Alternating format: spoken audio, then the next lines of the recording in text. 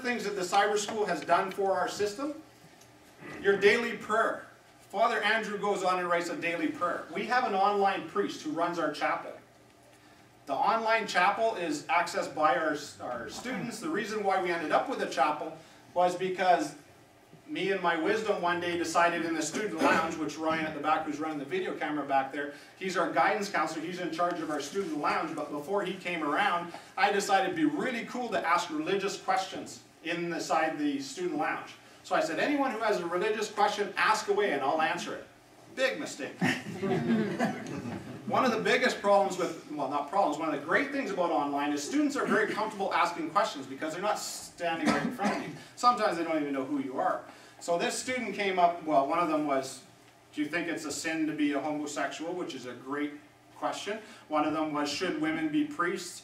And so I got all these questions. I went to the church that I go to and I asked up there at, where do we go, Lydia?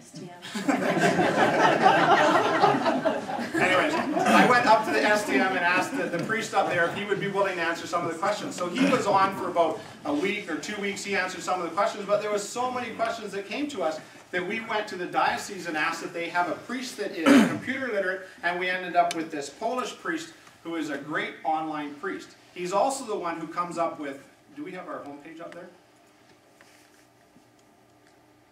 Just hit the this button here, the home one. It should take us back. He's also the ones that come up with these messages. For those of you that have been on the cyber school site, we end up with some very interesting feedback from some of these because Father Andrew has his political opinions and he puts some stuff on there that opens a dialogue with the students and the students carry on conversations. We were approached one time because he had shown too many pictures of the Israel group in comparison to another political group, and the person who had contacted us wanted to why we're not showing a balanced view and all those other things, which I quickly referred to Father and let him answer the question. But the idea is that he brings up that type of discussion to the cyber school, which is